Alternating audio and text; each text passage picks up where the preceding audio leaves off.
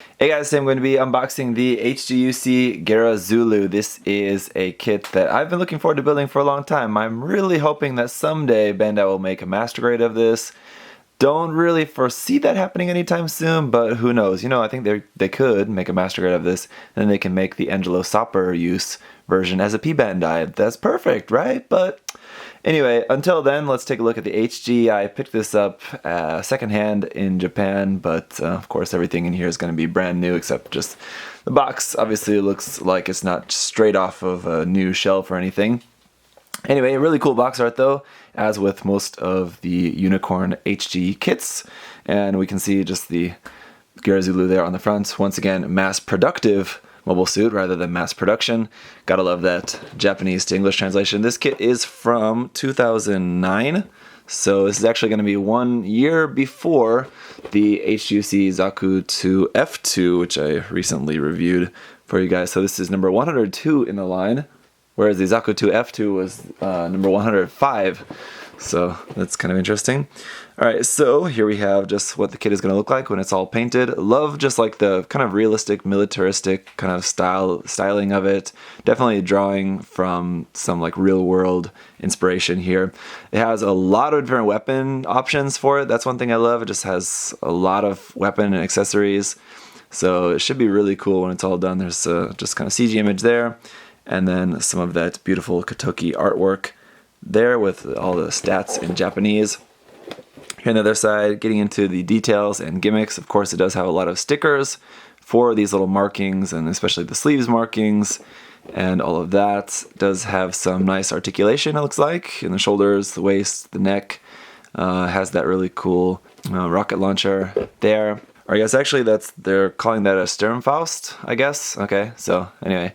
Then it has the beam machine gun, which has like the optional little pistol or grenade launcher on that, I guess, that you can remove.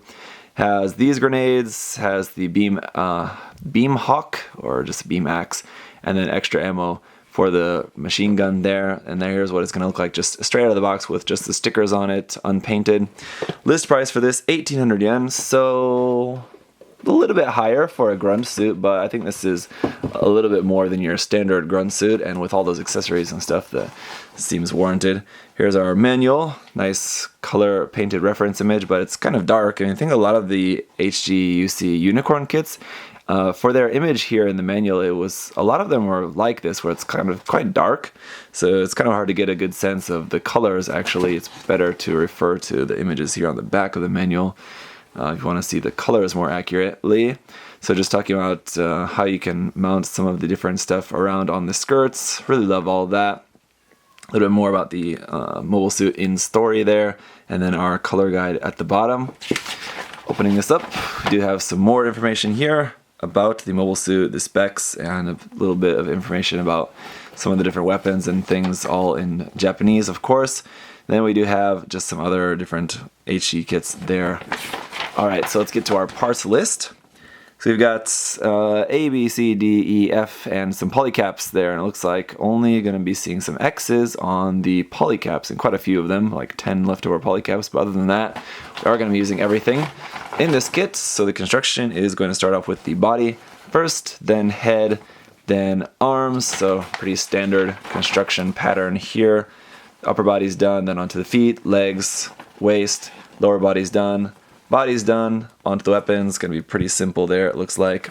Back to our color page, just finishing up the weapons. We do have some extra parts that we'll actually use for mounting all of that onto the back skirt, so it doesn't mount directly onto the back skirts. You'll have this kind of mounting rig there. And then just holding some of the handheld weapons there, the grenade and the beam hawk. Alright, let's get to the runners. Alright, so here's our foil stickers. Again, there's going to be kind of a lot of these, mostly for the sleeves markings here, and then for all of these other little small circle white details around on the kit. And then a few pink ones there, I guess one for the Mono Eye, one for the Sturmfaust, and then one for the machine gun. PC132 for our polycap runner here, just standard gray. Alright, so here we have runner A, and it is in 4 colors. So we do have 2 parts here for the torso, which are in like this really dark brownish color. Then 2 parts here in that clear green, which is a really nice bright fluorescent clear green. Then some parts here which are a super dark gray. It's almost black, but not quite. But those are parts for the feet, and then some sleeves parts around on there. And then some of that kind of mustardy, yellowish, tannish color for some of this like piping detail and things around on the kit. So as I'm pretty sure all of the runners in this kit are completely new, they're going to have this marking HGUC 144 Geara Zulu. Runner B here is in this dark green color, very dark green, so the torso is actually going to be a different color from this part. I hadn't really thought about that, but so here we just have mostly parts for the backpack and the like stomach section and the skirt armor. Then you got runner C. This is looking a little bit more like a standard kind of Zaku 2 kind of color here in this pretty standard, a little bit dull green color. And I'm noticing there's some gaps in the runner here on the side. I'm guessing that's maybe where the variant, like the Angelosopper parts, may be located on there. Not sure exactly, but I would wager that guess. Runner D is in that same standard green color, and it's just some parts here for the arms, legs, all of that. So we do have 2 of this D runner. Then we got runner E here, and it's back to that same like really dark brownish color that we saw for the torso parts on runner A. And so here we have obviously mostly parts just for joints and things like that. And one thing that I'm noticing is that these hands look like the exact same molding of the hands of the HGUC Zaku 2 F2, which in my review of that kit I noted are the same hands that are used in the the Origin Zaku kits. So 2009, this is the earliest that I've seen of them. I'm wondering when exactly those hands did start, but they've stuck around for quite a while. Alright, then lastly here, runner F is in that same really dark brown color. I kind of wish that they would have done this runner in a different color gray. I mean, I'll eventually be painting this, but for those people who don't paint, I think it would have been nice to have this in a different color, considering that this is mostly weapons, and then there's some stuff for like mounting the weapons, and then some thruster bells on here. So I think this really could have been in a different gray. It would have been nice to separate this from the color of the joints and things like that.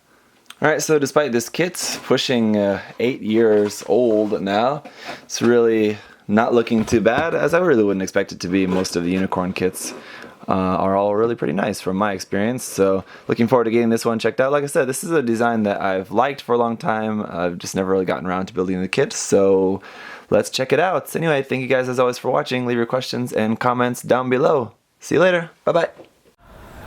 Thanks for watching.